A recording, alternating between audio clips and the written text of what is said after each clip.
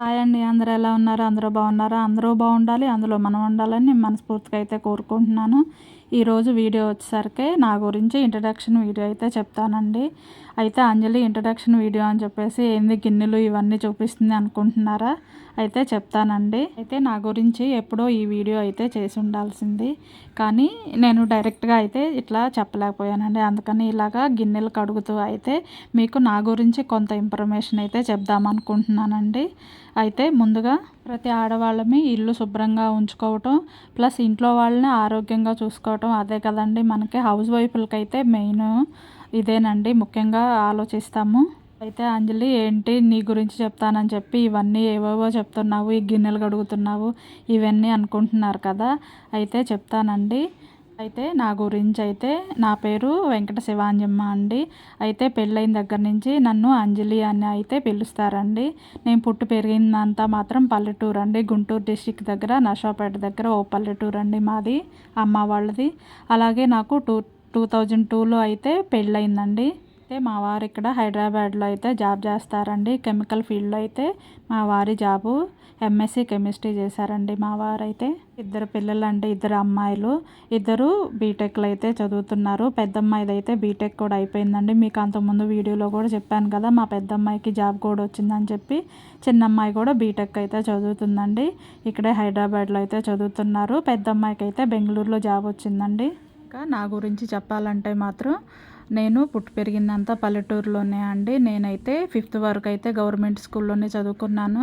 తర్వాత మా ఊర్లో అయితే లేదండి, పక్క ఊర్లో అయితే 6th నుంచి 10th వరకు ప్రైవేట్ స్కూల్లో అయితే చదువుకున్నానండి.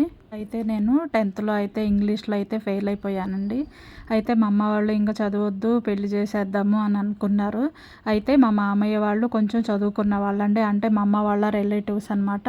వాళ్ళు అప్పుడే ఎందుకు పెళ్ళి, ఇప్పుడు వద్దు, కొంచెం చదివించు, ఏం కాదు, మళ్ళీ ఎగ్జామ్స్ తిరిగి రాపించి చదివించు అన్నారు. అలాగే నేను మళ్ళీ ఎగ్జామ్స్ రాశానండి. ఇంగ్లీష్ ఎగ్జాము మళ్ళీ పాస్ అయిపోయాను. 52 మార్క్స్ వచ్చినాయి నాకైతే. అయితే నేను మళ్ళీ ఇంటర్లో అయితే కాలేజీలో అయితే జాయిన్ అయ్యానండి. నర్సాపేటలో జాయిన్ అయ్యాను, కానీ ఫస్ట్ ఇయరే చదివానండి. ఆ లోపు అయితే మా మామయ్య వాళ్ళు మా అమ్మ వాళ్ళు అయితే పెళ్లి సంబంధం చూశారు. అప్పటికే నాకు 18 years వచ్చినాయిలేండి. అయితే నేను ఇంటర్లో కూడా ఫెయిల్ అయ్యానండి. ఇంకా ఓకే కదా అని అమ్మ వాళ్ళు అయితే పెళ్లి సంబంధం చూశారండి. అయితే మా మామయ్య వాళ్ళకి తెలిసిన వాళ్ళ సంబంధంతో ఇలా 2002లో అయితే మాకు మ్యారేజ్ అయిందండి. అయితే మ్యారేజ్ అయ్యాక కూడా మా వారైతే ఇంటర్ కంప్లీట్ చెయ్యి అని చెప్పారు, కానీ మనకు చదవక్కలేదు కదండి, అందుకని నేనైతే చదవలేదు. నాకైతే కొంచెం టైలరింగ్ ఇలాంటివి యాక్టివిటీస్ అయితే నాకు కొంచెం ఇష్టం అండి. అందుకని టైలరింగ్ అయితే నేర్చుకున్నాను. నేను మా చిన్న పాప డెలివరీ అయ్యాక అయితే 10th monthగా ఉన్నప్పుడైతే మాకు తెలిసిన వాళ్ళు ఫ్రీగా వేరే దగ్గర నేర్పిస్తుంటే వాళ్ళు నేర్చుకుంటున్నారండి. అందుకని నేను కూడా అక్కడికి వెళ్ళైతే నేర్చుకున్నాను. అలాగే మళ్ళీ అల్వాల్లో ఉన్నామండి మేము. అక్కడ కూడా మనకి ఫ్రీగానే నేర్పిస్తున్నారండి. పెయింటింగు, ఫ్యాషన్ డిజైనింగ్లు ఇవన్నీ, పార్లర్లకు సంబంధించినవి ఇవన్నీ అయితే గవర్నమెంట్ వాళ్ళు చాలా వరకు ఇలాంటివి ఫ్రీగా నేర్పించేవాళ్ళు అప్పటి రోజుల్లో అయితే. ఇప్పుడు ఉన్నాయో లేవో అయితే నాకైతే తెలియదండి, ఉంటే మాత్రం మీకు తప్పకుండా చెప్తాను. అయితే నేను అప్పుడు పెయింటింగ్ అవి కూడా నేర్చుకున్నానండి. అయితే టైలరింగ్ నేర్చుకున్నానండి నేను మా చిన్న పాప ఉన్నప్పుడు. అంటే ఇద్దరు అమ్మాయిలు కదా, ఇంకా మనకి ఎప్పటికైనా అవసరమే. మన బ్లౌజులు మనం కుట్టుకున్నా కానీ మనకి చాలా బెనిఫిట్ ఉంటుంది కదండి, అందుకని నేనైతే నేర్చుకున్నాను. నా బ్లౌజులు ఇవన్నీ అయితే నేనే స్టిచ్చింగ్ చేసుకుంటానండి, బయట అయితే ఎక్కడ ఇవ్వను. అయితే ఇంకా నా ఫ్యామిలీ గురించి చెప్పాలంటే మాత్రం మా అమ్మ నాన్న వాళ్ళు అయితే వ్యవసాయ కుటుంబమేనండి. మాది వ్యవసాయ కుటుంబమే, రైతులమే. అయితే మా నాన్నగారు అయితే లేరండి. నా చిన్నప్పుడే 5 yearsగా ఉన్నప్పుడైతే మా నాన్నగారు చనిపోయారు. అయితే మా నాన్నగారు నన్ను చాలా ప్రేమగా అయితే చూసుకునేవాళ్ళంటండి. అంటే చుట్టుపక్కల వాళ్ళందరూ చెప్తారు, రమణయ్య అయితే ఎంత బాగా చూసుకునేవాడో కూతుర్ని అని చెప్పి, కాలు కింద పెట్టుకుని చూసుకునేవాడు అని చెప్పేవాళ్ళు. అంతే కదండి, చాలా ప్రేమగా చూసుకునేవాళ్ళు త్వరగా వెళ్ళిపోతారు అంటారు కదా. అయితే నా తర్వాత ఇంకొక చెల్లి కూడా పుట్టిందండి, కానీ తను మేనరికం వల్ల కావటం వల్ల తనకు కూడా అంత కంటి చూపు ఇవన్నీ సరిగ్గా ఉండకుండా ఉండటం వల్ల ఒక 2 years ఉండగానే చనిపోయిందండి తనైతే. అయితే ఇంకా నేను మా అమ్మేనండి. అయితే పెళ్ళైన దగ్గర నుంచి మా అమ్మ అయితే నా దగ్గరే ఉంటుందండి ఎక్కువ శాతం. అయితే ఏమన్నా పనులు ఉన్నప్పుడు అలాంటప్పుడు అయితే ఊరు వెళ్ళొస్తూ ఉంటుంది. నెక్స్ట్ ఇంకా అసలు నేనెందుకు యూట్యూబ్ ఛానల్ పెట్టుకున్నాను ఏంటనేది మీకు ఇంకా చెప్పలేదు కదండి. అయితే కరోనాలో ఉన్నప్పుడైతే నేను కొన్ని మొక్కలు అలాగా వేసుకుంటూ ఉండేదాన్ని. అయితే ఎప్పుడు ఇంట్లో మాత్రం నీట్గా ఉండటానికి నేను ట్రై చేసుకుంటానండి.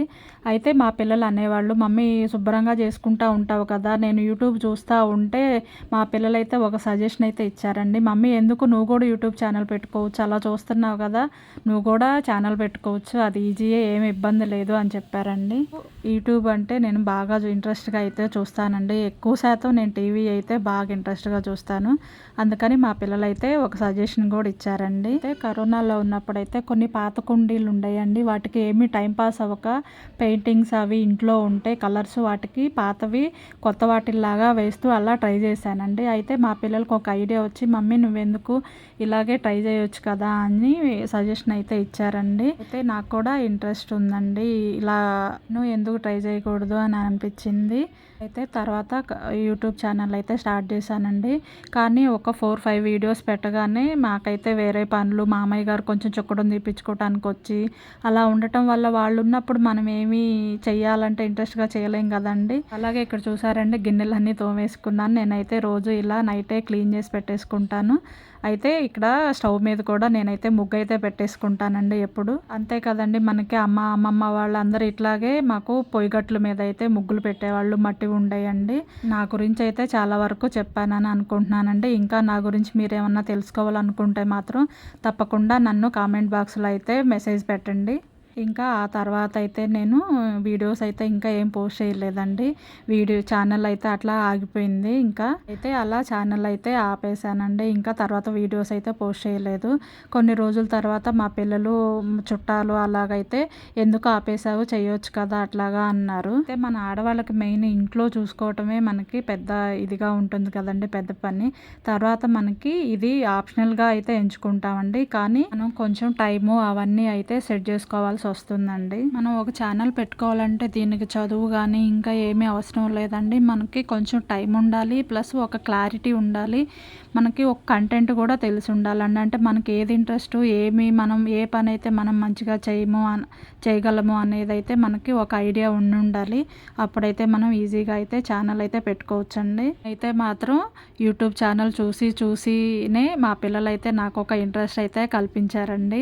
సక్సెస్ అయ్యామనుకోండి, మంచిగా అయితే మనం సంపాదించుకోవచ్చు. అయితే ఒకటే ఉద్దేశం అండి, మనం ఏ తప్పు చేయకుండా ఏ పని చేసినా కరెక్ట్ అనేది నా ఉద్దేశము. అది చిన్న పనా పెద్ద పనా అనేది తర్వాత విషయం అండి. మనం చిన్న పని అని ఏమీ ఫీల్ అవ్వక్కర్లేదు. చదువుకుంటేనే సంపాదించాల్సిన ఇది కూడా లేదండి. మనం తప్పు చేయకుండా, ఎవరిని ఇబ్బంది పెట్టకుండా, బాధ పెట్టకుండా, ఎవరిని మోసం చేయకుండా ఏ పని చేసుకున్నా కానీ మనకి ఏ ప్రాబ్లం ఉండదండి. మనం సక్సెస్ అయ్యామనుకోండి, మనం మనీ కూడా సంపాదించుకోవచ్చు. లేదంటే నాకైతే ఒక మెమరీ లాగా ఎప్పటికైనా ఈ వీడియోస్ అయితే ఉంటాయి అని చెప్పేసి నాకు ఆ ఉద్దేశంతో అయితే నేను వీడియోస్ పెట్టుకున్నానండి. అయితే నన్ను చాలామంది సపోర్ట్ చేస్తున్నారండి. నా వీడియోస్లో కొన్ని చిన్న చిన్న మిస్టేక్స్ ఉన్నా కానీ చాలామంది నన్ను సపోర్ట్ చేస్తున్నారు. మంచిగా చేస్తున్నావు, ఇంకా ధైర్యంగా చెయ్యి అని అయితే సపోర్ట్ చేస్తున్నారు. వాళ్ళందరికీ అయితే చాలా ధన్యవాదాలండి. Thank you. అయితే అంజలి ఏదేదో చెప్తూ ఇక్కడ ఏవో చేస్తుంది అనుకుంటున్నారు కదా, ఇదేం లేదండి, హెయిర్ ఆయిల్ తయారు చేస్తున్నాను. ఎందుకంటే మా అమ్మ వచ్చిందండి ఊరి నుంచి వస్తూ గుంటగరుడాకు అయితే తీసుకొచ్చింది. దీంతో మనం ఆయిల్ తయారు చేసుకుంటే చాలా బాగుంటుంది కదా. మనకి హెయిర్కి అయితే ఏమి డాండ్రఫ్లు ఉన్నా అలాంటివి ఉన్నా కానీ ఇది హెయిర్ ఆయిల్ అయితే చాలా మంచిగా పనిచేస్తుందండి.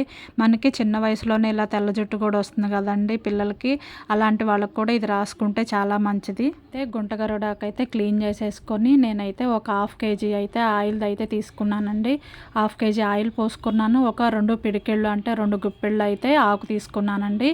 ఇది మొత్తం అయితే మంచిగా వేసి ఉడకబెట్టుకోవాలండి. అయితే ఇందులో మధ్యలో కొన్ని మెంతులు ప్లస్ అలాగే గులాబీ పువ్వులు, కొన్ని మందారాకులు, కొన్ని మందార పువ్వులు కూడా వేసి వేయించుకున్నానండి. ఇలాగా మనకి ఇలా బాగా బాయిల్ అయిందనుకోండి, ఇలా ఆకంతా డ్రై అయిపోయినట్టు, ఇలా వడలిపోయినట్టు అయితే అయిపోతుందండి.